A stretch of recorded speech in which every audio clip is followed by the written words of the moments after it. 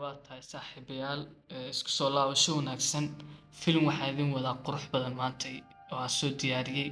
Fadlan waxaan kaa codsanayaa haddaa ku cusub tahay channelkan subscribe ii saarto saaxiib, like-na ku qabato. Like-tu waa muhiim saaxiib, haddaa filmka like saaran saaxiibtay hore u socomayno. Marka like filmka saar, subscribe-na dheh. Marka waa mahadsantahay, aad iyo aad baa saaxiib mahadsantahay. Filmkan waa film military ah. Atooraha waa military, waa la dhacayaa naagtiisa lagu guursanaya, ma fahamtay, jacaylkiisa lagu guursanaya. Adigu filmku wuxuu ku bilaabanayaa atooraha horta wuxuu ka mid yahay ciidamada Jarmalka ka mid yahay. Fasax buu qaadanayaa marka adigu dhowr bilood buu fasax qaadanayaa. Dadkiisii aadaya adigu reerihiisii buu aadaya. Soomaalidu u taqaan qabiilkiisii iyo tolkiisii buu aadaya. Marka filmku markuu xaggaa marayo saaxiibayaal oo baashaal ku jira atooru fasax qaadanayo maalmaha ka mid badda waxay isku arkeen xeebta qofta quruxda badan. Atooraha magaciisa waxa la dhahaa John baa la dhahaa, gabadhaana Safana la dhahaa. Safana la dhahaa, yarka kale la taaganna waxa la dhahaa Tim. Cunga yarkaana Timka dhalay Allan baa la dhahaa, Allan.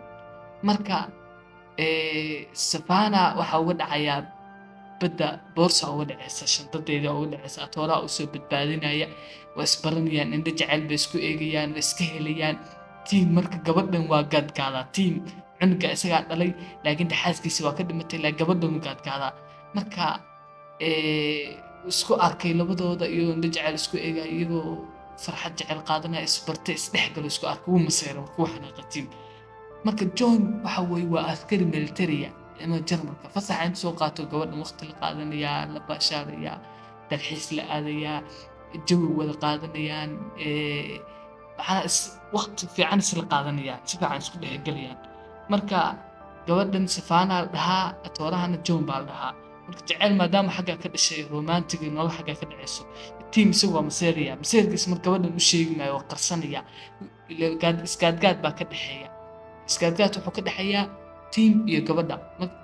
Atooruhuna ma oga. Marka atooruhu qof caadi u haystaa ma ogtahay Tim marka labadooda is jecel, xaggaas jacaylkooda ka bilaabanaya, nolol bay qaadanayaan. Iyadoo xaggaa baashi marayso, filmku xaggaa noo marayo, atoorahana xaggaa u marayso. Oo gabadhu marka tirshadu waa ardayad injineerad ah. Marka Safana waa injineerad, guryaha dhistaa, guryaha laga guuray iyo waxaas guriyuhu duufaanada qaateen bay dhistaa. Marka guryihii iyadoo dhisaysa guryo quruxda badan iyadoo hadda iyagoo wada joogo dhisaya baa roob imaanaya. Marka roob hadduu yimaado jawiga arkaysay wada qaadanayaan, wada baashaalayaan, jawiga ujeedo bay samaynayaan. Marka xiriirkaas xaggaa maraya oo waxaa la sisto lahayn oo jawiga quruxda badan ay ku jiraan, waxaa soo dhexgelaya Tim haddaa maqashaan waa qofkii koowaad aan kaga sheekeeyay cunuga dhala Allan. Tim intuusan soo dhexgelin horta filmku intuusan Tim soo dhexgelin baa atooraha waxaa dhammaanaya fasaxiisii baa dhammaanaya. Waxaa la dhahayaa xerada ku soo laabo. Xeradii ku laabanaya gabadha waa macsalaameynaya, airportka isku raacayaan. Atoorihii wuxuu leeyahay warqado iyo khadka ka wada sheekaysana, warqadana isku soo diraynaa, waa macsalaameeya. fursad yaa helay marka Janice yaa helay, Tim baa helay. Gabadhii iskaadgaad ku sameeyey, fiyooro ubax jacayl muujiyey, iskaadgaad buu ku qabtay intuu ka maqnaa. Gabadhiina uma sheegin jacayl laakiin iskaadgaad buu ku sameeyey. Marka John warqadahaas u akhriya, jacaylka loo soo diraa, isaguna waa u qoraa oo u diraa. Iyadoo xaggaa maraya, jacaylkoodana xaggaa maraya. Toorahana dee xeradii ku jiro, fasax soo qaadeen, fasax usbuuc isku imaanayaan, waa qarinaya. Tim markii dambe gabadhii jacaylkiisa u sheeganaya, iyadii markii qiyaamay samaynaysaa. Iyadu gabadhu waxay rabtaa nin la jooga, nin waqti la qaata, nin la baashaal u baahan tahay. Askarigana fasax yar buu qaadanaya, inta kale xeradiisa ku jira. Marka Janice u helmayso, at least ugu dambeyn gabadhii waxay guursanaysaa, Tim bay guursanaysaa. Tooraha John isagoo ku maqan xerada ciidanka, John aan ogeyn ba Tim guursanaysaa.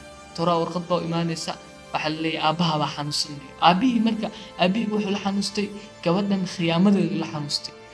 Gabadhan khiyaamada ay samaysay inay ninkaa guursatay buu la xanuustay. Tooruhu imaanayaa, waa u tegayaa, isbitaalka ugu tegaya aabbihiisa weli dhiman laakiin xaaladdu meel halisa marayso.